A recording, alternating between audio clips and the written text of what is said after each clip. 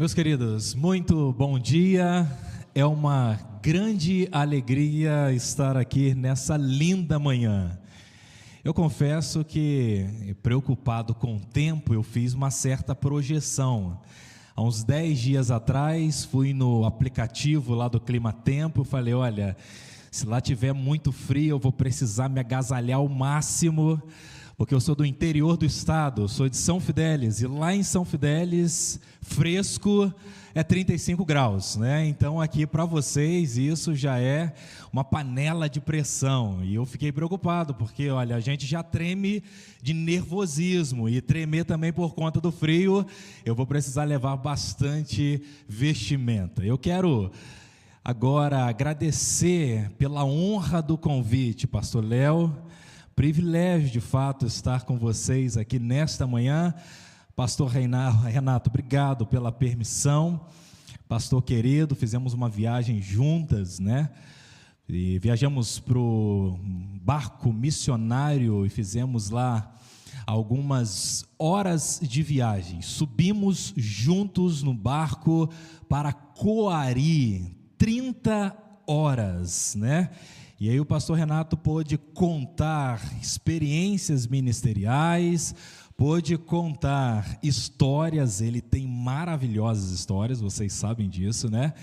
E ali tivemos a oportunidade de fazer uma viagem missionária entre os pastores, no ano de 2019, se não me falha a memória.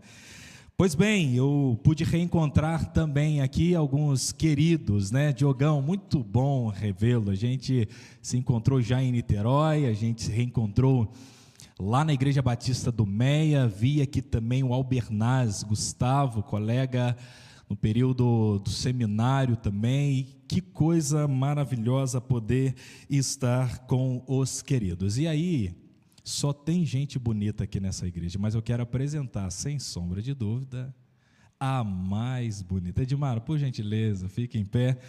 Edmara Pedrosa, nós estamos casados há 11 anos. Pesquisas recentes revelam que você forma o juízo, a capacidade plena de tomar decisões aos 25 anos. Então, eu pensei muito rápido, nos casamos com 19, antes que ela pudesse tomar uma decisão contrária, né?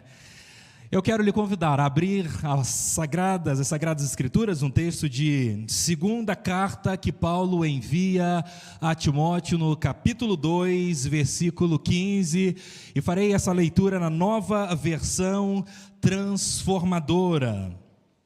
Escravos dos likes, não.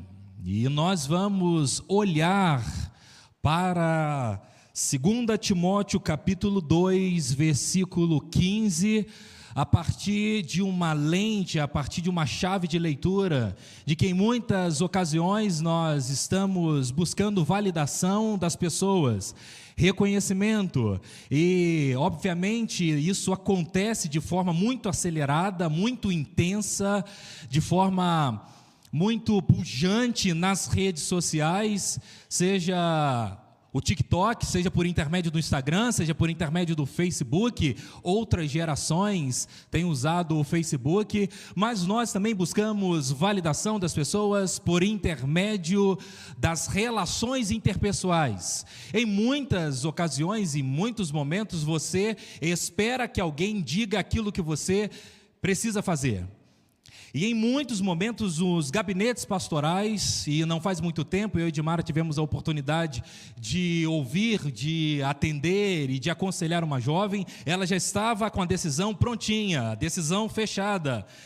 E aí Edmara fez uma pergunta central, né? Eu rodei, Edmara falou, olha, não precisa rodar, a pergunta é, o que você espera de nós? Você está esperando uma validação. Está esperando um like, um gostei, ou um dislike, ou não gostei, uma confirmação.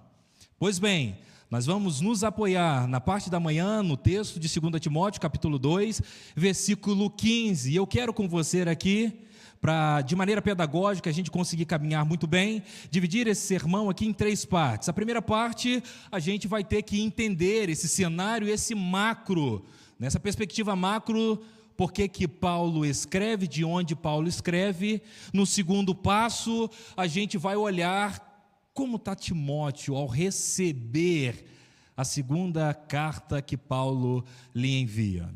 Terceiro e último tópico, nós vamos então olhar para algumas realidades desse texto e nos fazermos algumas perguntas. O que é necessário saber para que não fiquemos ou que não estejamos com a nossa vida debaixo desse tipo de escravidão, em busca da validação das pessoas? Por que fazer isso? Procuro responder à noite. Como fazer isso? De que maneira nós podemos fazer isso? Pois bem, 2 Timóteo capítulo 2, na nova versão transformadora, diz assim: esforce-se sempre para receber a aprovação do Deus a quem você serve. Seja um bom trabalhador que não tem de que se envergonhar e ensina corretamente a verdade. Apenas esse versículo. E para a gente iniciar, Paulo está no seu último momento de vida e depois de escrever aproximadamente 12 cartas, nós temos o primeiro momento onde Paulo vai escrever as 6 cartas iniciais, nós temos o momento do meio ali, onde chamamos as cartas da prisão, e agora as epístolas pastorais. Primeiro Paulo escreve a sua primeira carta a Timóteo, depois Paulo, um pouquinho depois, escreve a Tito, e no último momento onde nós nos encontramos, Paulo está escrevendo o seu último escrito. Paulo está encerrando o seu ministério, por isso, numa certa altura do capítulo 4, Paulo vai dizer, olhando para trás, olhando para aproximadamente 30 anos de ministério, que ele de fato conseguiu combater o bom combate, e por fim, ele termina, ele completa e ele guarda a sua fé em Cristo Jesus permanece. É a última carta e, logicamente, uma carta carregada de sentimentos. No último capítulo, Paulo vai dizer: olha, eu me encontro numa situação praticamente solitária. Demas, amando o presente século, virou as costas e foi procurar o seu próprio caminho, a sua própria vontade. Lucas está comigo, e aí ele vai falando de algumas pessoas, ou seja, essa carta ela está carregada de sentimentos. Paulo, então, vai de Roma, provavelmente preso, escrever para Timóteo. E como se encontra o coração de Timóteo nesse momento que recebe a carta de Paulo? Timóteo está enfrentando um momento desafiador. Timóteo se encontra num momento de provável desânimo. Timóteo precisa agora olhar para os desafios externos e internos e agora ressignificar a sua caminhada. Timóteo está numa dimensão onde ele precisa necessariamente receber uma palavra da parte de Deus, e isso vem por intermédio do apóstolo Paulo. Timóteo se encontra em Roma, desafios internos que nós percebemos ao ler aquela carta e o seu contexto. Parece que a igreja não era muito favorável à liderança jovem. Por isso, quando Paulo escreve na primeira carta, no capítulo 4, versículo 12, Paulo vai dizer: ninguém despreze a tua mocidade, levanta o rosto, toma um novo sentido, se esforce. Você pode, portanto, desenvolver aspectos espirituais, pode sim nortear, pode sim trabalhar, pode sim se envolver, pode sim implementar o reino de Deus, mesmo sendo jovem. Deixa eu abrir um parênteses e dar os parabéns a esta querida igreja que tem investido na nova geração. Bom demais ver essa galerinha cantando, fazendo teatro, instaurando o reino de Deus aqui nessa cidade. Por gentileza, uma salva de palmas para todos vocês aqui da PIB de Teresópolis. Isso é bonito demais. Fechando esse parêntese, o texto continua dizendo, pelo contrário, torna-te padrão dos fiéis na palavra, no procedimento, no amor, na fé, na pureza. Ninguém despreze a tua mocidade, a tua juventude, ninguém despreze o seu trabalho por desenvolvê-lo na juventude, mas você, portanto, deve ser exemplo em tudo que você faz, na palavra, no procedimento, no amor, na fé e na pureza. Desafio interno. E por conta dos desafios internos, o coração de Timóteo se encontra exatamente um coração preocupado em como vai ser a continuidade. Mas há também desafios externos. Sendo Éfeso a capital da Ásia Menor, está ali o centro de todas as coisas. Éfeso, a segunda maior cidade de todo o Império Romano, perdendo apenas para a própria Roma, que era a capital.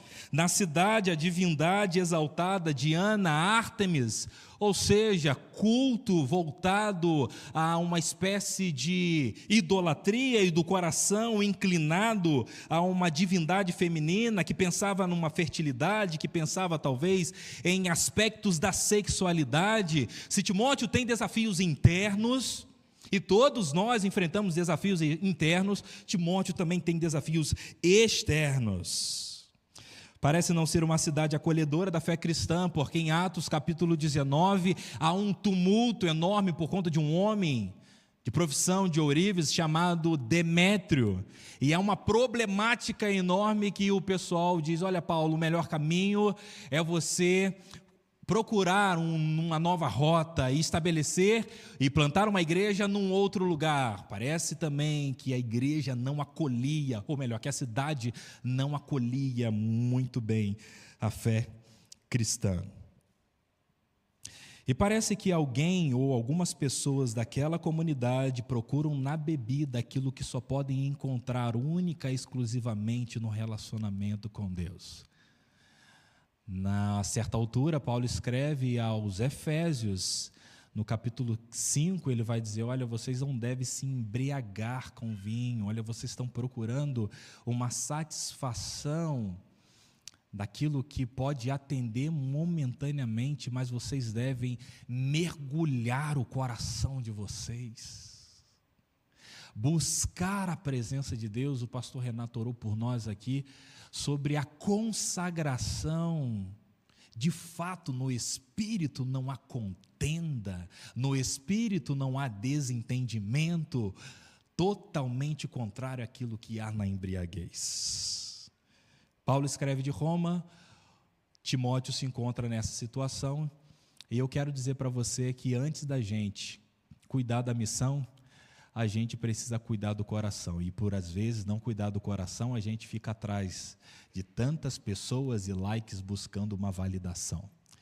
E como que Paulo cuida do coração? Primeiro, Paulo convida Timóteo a olhar para cima. Logo na segunda carta, no início da segunda carta, no capítulo 1, no verso 3, Paulo vai dizer, Timóteo, eu dou graças por você ao Deus que sirvo com consciência limpa. Antes de pensar na missão, Timóteo precisa pensar no seu coração. Olha que coisa interessante. Timóteo, você não pode buscar o reconhecimento, a validação das pessoas, e para isso vamos consertar aquilo que está no coração, vamos buscar em Deus a resposta para que você possa voltar com o coração fervoroso para a missão. Primeira coisa, 3 direções que Timóteo deveria olhar, e Paulo fala, olha para cima, e ele vai dizer, olha, eu dou graças a Deus. Timóteo, você pode olhar também e dar graças a Deus a quem nós servimos, e às vezes para curar o nosso coração, a gente precisa olhar para cima, na verdade nós precisamos, e não às vezes. E Paulo faz esse exercício, que quando ele escreve essa oração, ou esse sentido de, esse convite, olha, eu estou olhando para cima e convido você também para olhar, dou graças a Deus, no versículo 3 do capítulo 1, por você, que sirvo a Deus, que sirvo com consciência limpa, como os serviram meus antepassados. Para curar o coração do Timóteo, Paulo diz, olha, você precisa olhar para o lado, e olha que coisa bonita ainda no capítulo 1, no versículo 3, olha para o lado, e diz Paulo a Timóteo, sempre me lembro de você em minhas orações, noite e dia, que coisa maravilhosa. Às vezes a gente está buscando validações e reconhecimento, porque o nosso coração está ferido, a gente precisa olhar para o alto, a gente precisa entender motivos de gratidão, a gente precisa elencar tópicos e mais tópicos para dizer, Deus, obrigado por essa estrutura linda, que templo maravilhoso, que templo lindo, que templo moderno, que templo com luzes, que templo... Deus, obrigado pelo ar que o Senhor está me emprestando para eu respirar, porque se o Senhor fechar um pouquinho aí o balão, eu vou embora. Obrigado pela família que eu tenho, complicada, a minha também, não diferente da sua. Obrigado pela casa que tem, obrigado pela salvação, Albernaz disse aqui, pela salvação que nós temos em Cristo Jesus, e por isso nós estamos aqui, elencarmos motivo de gratidão, olhando para cima, mas olhando para o lado também. Paulo vai dizer que coisa bonita, eu me lembro de você noite e dia. Eu me lembro de você sempre, e não me lembro apenas porque você me manda mensagem ou deixa de me mandar, eu não me lembro apenas porque lá o pushzinho, né, a notificação vai comunicar o meu WhatsApp ou o meu Instagram. Eu arranquei tudo isso, porque toda vez que toca a gente vai olhar mesmo, arranquei todo o negócio de notificação que estava me atrapalhando a beça. Está aí talvez uma possibilidade para você se livrar um pouco disso. Toda vez olhar atrapalha demais, mas eu dou graças a Deus, mas eu oro por você. Olha que texto profundo, sempre me lembro de você em minhas orações noite e dia. Com o coração ferido, a gente olha para cima, olha para o lado, mas Paulo finalmente diz, olha, você também precisa olhar para dentro de você. Aí eu não posso fazer. Eu posso lhe convidar, eu posso lhe alertar, eu posso dizer acerca do poder que tem quando nós paramos, quando nós fechamos um monte de abas e janelas de procuras e buscas de dopamina, e posso, portanto, lhe convidar a exercer essa missão ausente nos dias atuais, que é da gente silenciar tudo e olhar para dentro de nós mesmos. Às vezes a gente foge de fazer isso porque vai encontrar um monte de mazela que precisa ser consertada, mas esse é um exercício que cura o nosso coração e evita com que a gente possa buscar validação. E é por isso que ele vai dizer, por isso quero lembrá-lo, de avivar a chama do dom que Deus lhe deu quando impus minhas mãos sobre você. Quem lembra? Quem olha para dentro? Quem aviva o dom de Deus que há na pessoa mesma? Ou seja, quem faz isso é a própria pessoa. Pois Deus não nos deu um espírito que produz temor e covardia, mas sim que nos dá poder, amor e autocontrole. 3 direções. Olha para cima, olha para o lado, tem gente doida para te acompanhar, para orar por você, para te apoiar. Olha para dentro de você, e Deus não te deu um espírito de covardia, mas de temor. Nem de temor, nem de covardia, mas de poder, amor e autocontrole. As duas partes da nossa reflexão, primeiro, porque Paulo escreve, de onde escreve. Segundo, como é que está você, Timóteo? Como é que está o seu coração? Está desanimado? Desafios internos e externos? Problema lá fora, com a deusa Diana, Ártemis, mas problema aqui dentro também. O pessoal não reconhece a minha liderança. Tem 2 homens que já disseram que a ressurreição aconteceu, não a ressurreição no sentido histórico, mas no sentido da volta de Jesus, e está me dando uma dor de cabeça, e qualquer igreja tem gente que dá dor de cabeça para a liderança. Aí Timóteo fala, eu estou doido para parar. Não para não.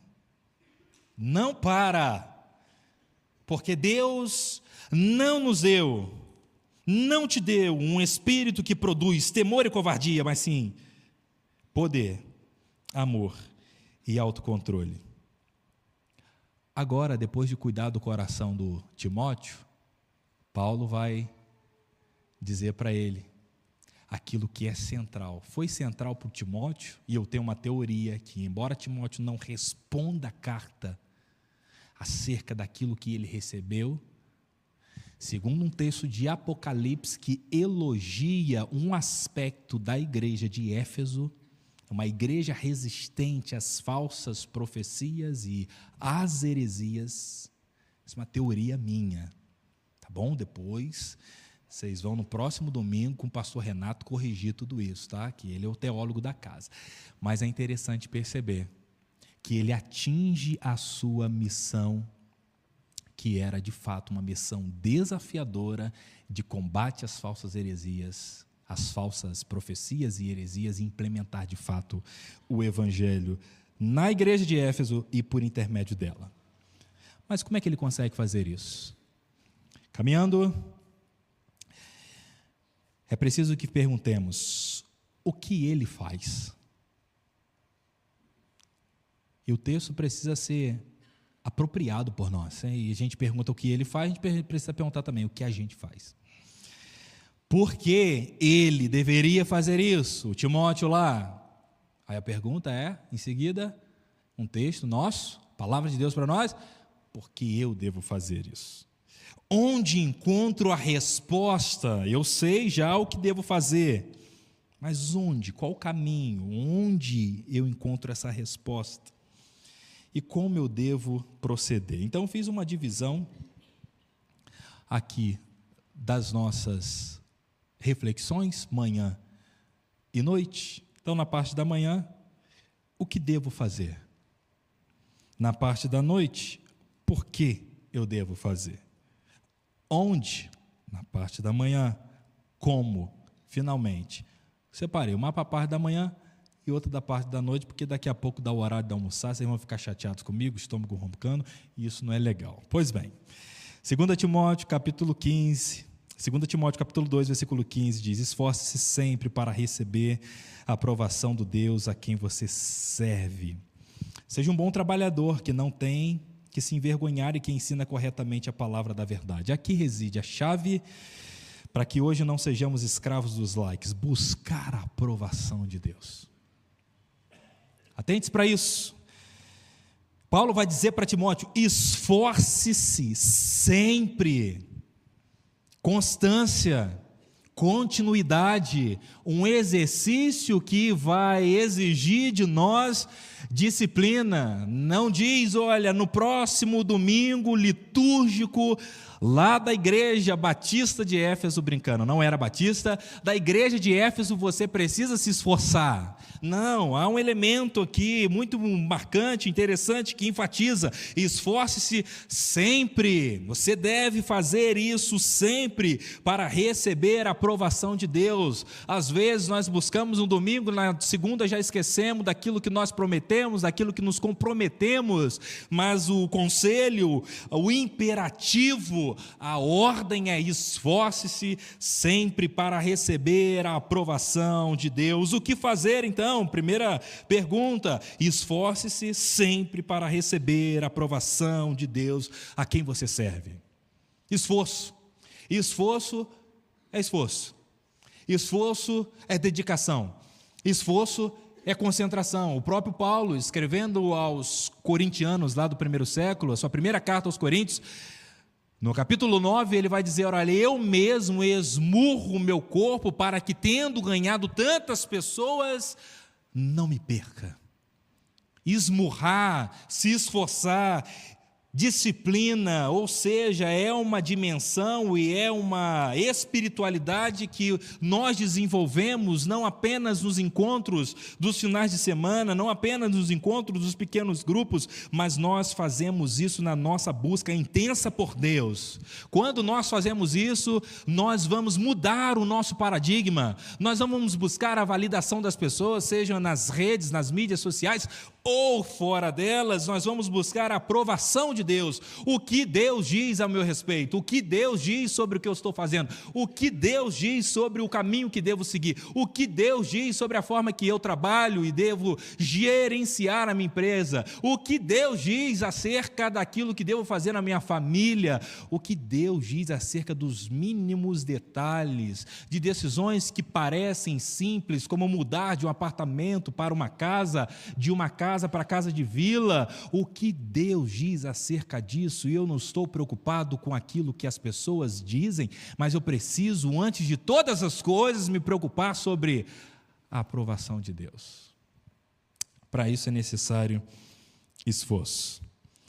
E às vezes, por não sabermos quem nós realmente somos e para aquilo que fomos chamados, nós podemos nos preocupar muito mais com aquilo que as pessoas pensam, muito mais do que aquilo que nós mesmos pensamos, do que aquilo que de fato Deus pensa. Diante disso, você não deve agradar as pessoas. E talvez isso não seja tão desafiador driblar. Mas você também não deve agradar a si mesmo. Isso é mega difícil fazer. Porque às vezes a gente, não, fulano de tal pensa dessa forma, fulano de tal na vida social e não na mídia curte ou deixa de curtir tal coisa, mas nós precisamos buscar a aprovação de Deus. Nós precisamos abrir mão até mesmo daquilo que nós achamos que deve ser o caminho e a proposta. Preocupe-se com o que Deus pensa e esforce-se sempre para receber a aprovação de Deus. Segunda pergunta, onde nós vamos descobrir isso? Só descobrimos isso quando nós nos aproximamos de fato de Deus. E essa busca, esse esforço não diz respeito à nossa liturgia, não diz respeito até mesmo, às vezes, às devocionais que nós fazemos, que vão se tornando passos religiosos.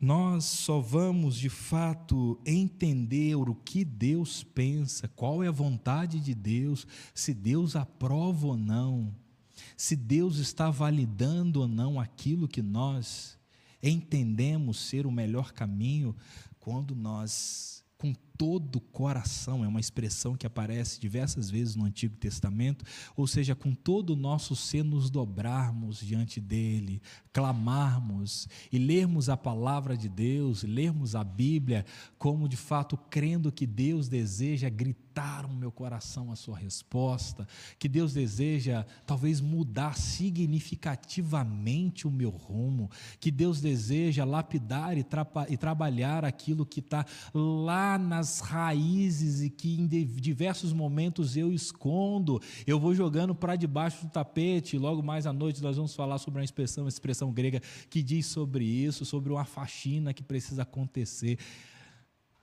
Nós só conseguimos, de fato, buscar a aprovação de Deus quando nós nos quebrantamos na sua presença. Onde você vai descobrir isso? Na busca intensa e sincera por Deus.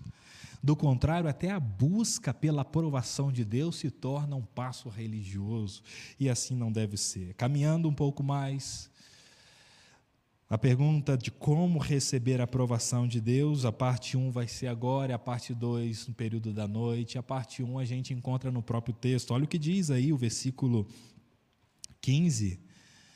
O complemento é, olha, você deve sempre buscar, sempre se esforçar para buscar sempre a aprovação de Deus, esforce-se sempre para receber a aprovação do Deus a quem você serve.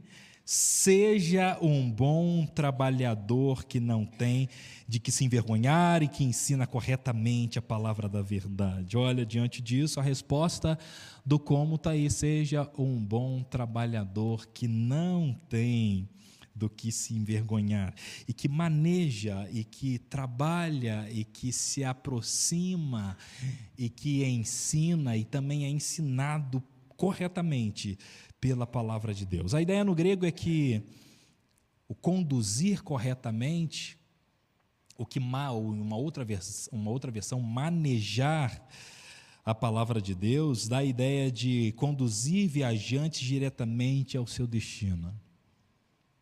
Então, a palavra de Deus precisa, de fato, conduzir o nosso caminho para que cheguemos no destino que Deus tem para nós, no local onde Deus deseja que estejamos. Ou seja, seja um bom trabalhador. E quando nós manejamos a palavra de Deus, quando nós permitimos que a palavra de Deus possa tratar o nosso coração, e que às vezes, em diversos momentos, a gente já leu a Bíblia diversas vezes, às vezes a gente ouve um sermão nos convidando à leitura da palavra de Deus de maneira mais intencional, e de acordo com o nosso tempo, de acordo com a nossa rotina, a gente vai abandonando aquilo que é necessário, o nutriente necessário para que possamos ter saúde, para que possamos ter vida, e não apenas uma vida litúrgica, mas uma vida de um contato, buscando a paternidade de Deus verdadeiramente. Por fim, o poder de manejar bem a palavra ou ensiná-la corretamente, ser um bom trabalhador, traz um conhecimento vinculado à prática. E eu quero aqui então apresentar alguns elementos práticos que nós precisamos e que nós podemos desenvolver quando a palavra de Deus ocupa o primeiro lugar do nosso coração.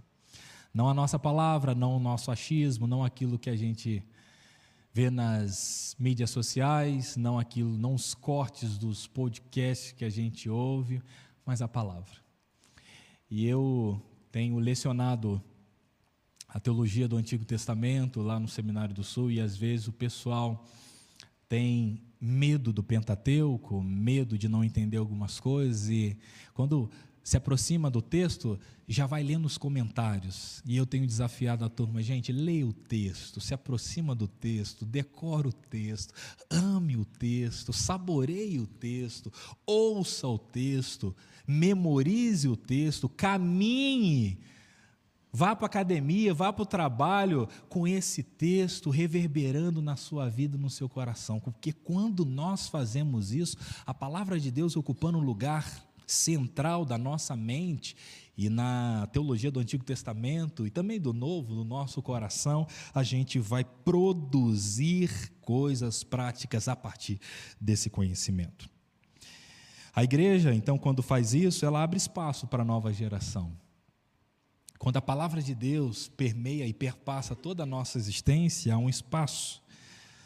As funções vão ser desenvolvidas por todas as gerações, e essa é a beleza das igrejas. Quando nós percebemos que, quando a palavra de Deus ocupa os corações, há espaço para que a nova geração também possa desempenhar as suas funções, mesmo às vezes com a estética diferente, mas o conteúdo é o conteúdo da palavra.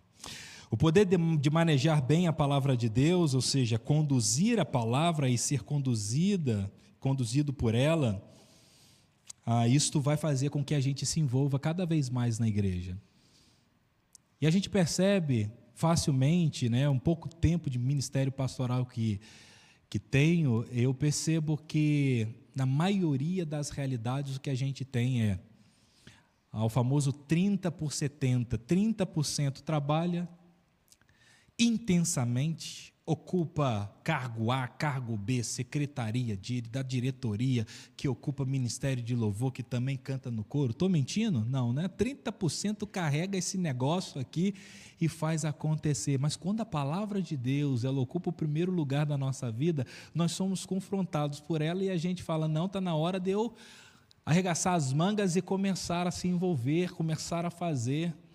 E aí a gente sai desse 30, puxa um pouquinho às vezes para o 40, 60, 50, 50, talvez inverte, mas isso é tudo a partir da palavra de Deus, ou seja, buscando a aprovação de Deus, por intermédio da busca intensa na palavra de Deus, nós mudamos essa realidade, nós abrimos espaço para a nova geração, nós mudamos o cenário de trabalho, as pessoas conscientizadas por essa palavra, elas vão começar a se envolver mais. Mas além disso, nós vamos perceber também pela palavra de Deus que as pessoas vão doar tempo, as pessoas vão acreditar no projeto, e coisa difícil é quando a gente entende a visão de Deus e fala: olha, nós vamos nessa direção, e aí as pessoas ficam ali de maneira duvidosa. Estudo até mesmo sociológico que prevê lideranças e grupos, já sabe que 25% quando você propõe um projeto, tem 25% que fala: eu estou com você, eu vou com você, líder, vamos lá, vamos caminhar juntos. Outros 25% são arrastados um pouquinho depois pelos primeiros 25%. Tem um terceiro grupo dos 25% que fica meio que espreita na desconfiança, olha, não sei, talvez isso não vai a algum lugar, não sei se vai de fato acontecer, espera aí. Tem os outros 25% que não vão de jeito nenhum. Mas quando a gente está com a palavra de Deus alicerçada no nosso coração, é 25% que acredita no projeto, mais 25, e a gente percebe a obra de Deus sendo desenvolvida. E eu quero finalizar dizendo que quando a palavra de Deus ocupa um lugar no nosso coração, a gente sai desse lugar de busca de validação e o excesso de preocupação com aquilo que as pessoas estão pensando, seja nas redes ou fora delas, e a gente começa a se preocupar com as pessoas que estão ao nosso lado. Aí a gente começa a discipular, aí a gente começa a se preocupar, aí a gente começa a orar para que Deus me mostre alguém que eu possa caminhar de maneira mais próxima. Isso é bonito de perceber, porque aí a gente começa a praticar a palavra de Deus, porque Paulo, escrevendo aos Tessalonicenses, ele vai dizer, olha, capítulo 3, aconselhem e ensinem uns aos outros, que a palavra de Cristo habite ricamente em vocês. Aí depois disso, a palavra de Cristo habitada ricamente no meu e no seu coração, a gente não vai só olhar para o nosso umbigo, a gente não vai só olhar para a temperatura, está frio, está calor, está alto, está baixo. A gente vai começar a apoiar os projetos, a gente vai começar a se envolver naquilo que Deus está apontando, na direção que Deus está destinando, a gente vai começar a lotar os encontros e reuniões de oração, a gente vai começar a se apaixonar por Deus e para servir as pessoas. Tudo isso parte de um passo que eu gostaria de lhe convidar a ter nessa manhã. É uma decisão. E algumas decisões são centrais na nossa vida. São decisões, às vezes, simples, que acontecem num domingo de manhã, decisões que acontecem num sábado à noite, numa sexta dentro da residência. Mas todas as decisões que são centrais são decisões a partir da busca. Decidir buscar é o primeiro passo. Às vezes você está preocupado com aquilo que as pessoas pensam, mas isso é fruto de um coração ferido, e a palavra de Deus, olha, lhe convida, olha para cima, você tem um Deus, olha para o lado, tem gente que deseja orar por você, te apoiar, e olha para dentro. Depois disso, você deve se esforçar sempre para buscar a aprovação de Deus.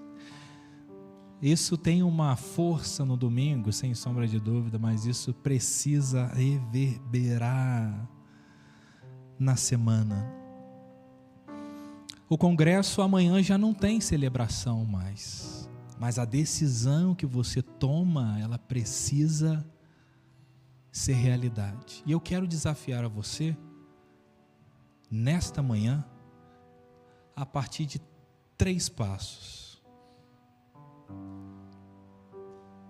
Que envolve buscar a Deus, porque eu acho que ficou claro, quanto mais buscamos a Deus, mais nos conhecemos, mais nos preocupamos com aquilo que as pessoas estão dizendo, com aquilo que até mesmo nós mesmos estamos preocupados.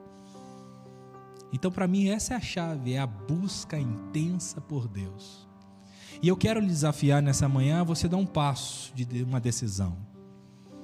A primeira decisão é: separe dentro da primeira hora do seu dia. Acordou, separe uma janela ali, da primeira hora do seu dia para o Senhor. Não ligue o seu Wi-Fi, não ligue os seus dados móveis.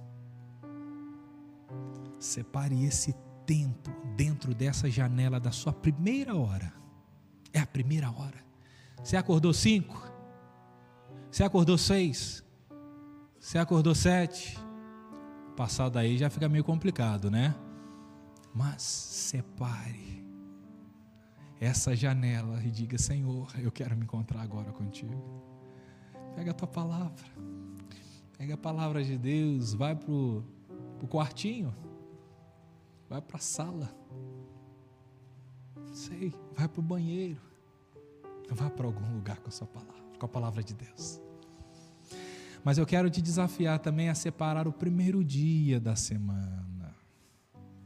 Às vezes a gente negocia, é domingo, tá frio, tá calor, ontem à noite já teve, hoje tem de novo, e aí a gente vai elencando. É claro, a gente vai encontrar diversos motivos e elementos para que não separemos o primeiro dia, domingo. Pai, eu vou estar na tua casa, eu vou me comprometer a adorar o Senhor em comunhão com os meus irmãos. Pai, eu vou estar lá para ouvir as tuas palavras no meu coração. Domingo, do seu sustento financeiro, acabou de cair lá, você olhou o aplicativo, bênção, caiu. Separe aquilo que pertence ao Senhor, do primeiro,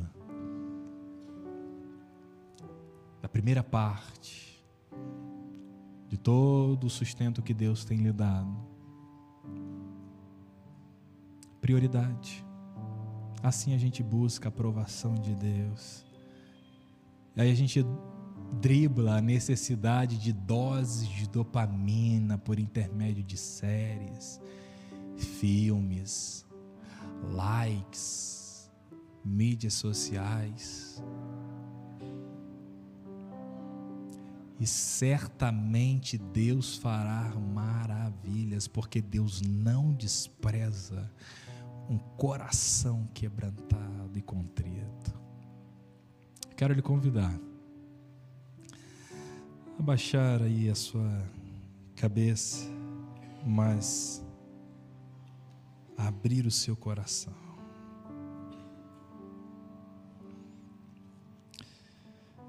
Às vezes o coração está ferido e aí precisa de tratamento. Fala para Deus. E olhe nessas 3 direções: para cima, para o lado, para dentro. Às vezes você até se esforça, mas se esforça pouco. Se esforce sempre. E se esforce para buscar a palavra de Deus. Seja um bom trabalhador que não tem vergonha e que maneja bem a palavra. Ou seja, traz a palavra para pertinho de você.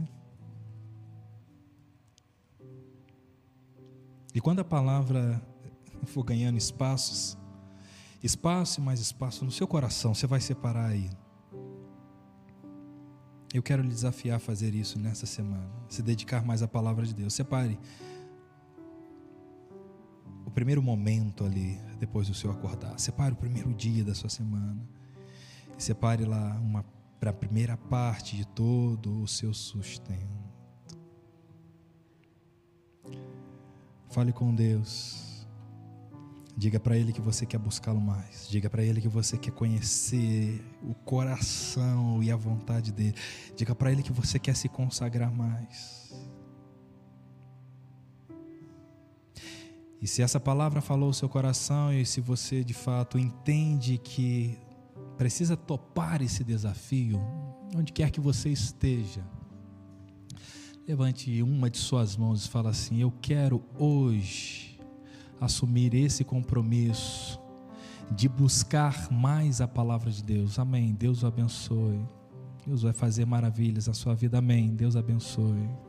Amém. Deus abençoe. E há mais alguém que fala assim: olha, eu quero buscar mais a Deus. Eu não posso ficar apenas, talvez na superfície, apenas daquilo que já conheci, mas eu quero conhecer mais de Deus, eu quero ter a revelação plena de Deus. Há mais alguém neste templo que deseja dar passos em direção ao conhecimento? Levante uma de suas mãos, nós vamos orar nesse momento. Amém. Deus abençoe, Deus vai fazer grandes coisas na sua vida, jovem. por conta dessa decisão. Há mais alguém que deseja? Bom seria se todos nós entendêssemos agora essa decisão que ressignifica toda a nossa existência, logo ressignifica também a nossa igreja. Há mais alguém aqui que deseja tomar essa decisão? Onde está você? Amém. Deus abençoe, minha irmã. Deus vai fazer grandes coisas na sua vida por essa decisão. Pai, nós estamos aqui. Perdoa-nos quando nós nos atrapalhamos, quando há mais tempo rolando o feed do Instagram e a gente não, conforme foi apresentado aqui no teatro, e a gente vira as costas para a Tua palavra. Perdoa-nos quando as doses de dopamina, por intermédio das mídias sociais, das séries, são mais importantes do que a busca intensa pela Tua face. Receba o nosso pedido de perdão, Pai. Eu quero pedir por aqueles que decidiram, nesta manhã, dar um passo a mais de comunhão, de conhecimento, de separar a primeira janela do dia para a presença do Senhor, de estar mais presente, ó Deus, e separar o domingo como de fato um dia do Senhor para estar em comunhão com os irmãos, de entender a participação dos dízimos e ofertas e separar, ó Deus, a primeira parte daquilo que vem de todo o sustento. Eu peço ao Senhor que se revele de maneira especial e que eles possam, ó Deus, conhecer coisas que ainda não conheceram do Senhor. Eu peço ao Senhor que possa se revelar de maneira especial para que possam encontrar até novos dons para desempenhar novas missões. Eu peço ao Senhor que revele, ó Deus, desde o mínimo detalhe até uma busca, Deus, por uma resposta mais complexa. Fala o coração dos meus queridos irmãos e irmãs. Nós te agradecemos por Tua presença aqui. Juntos oramos no nome de Jesus. Amém.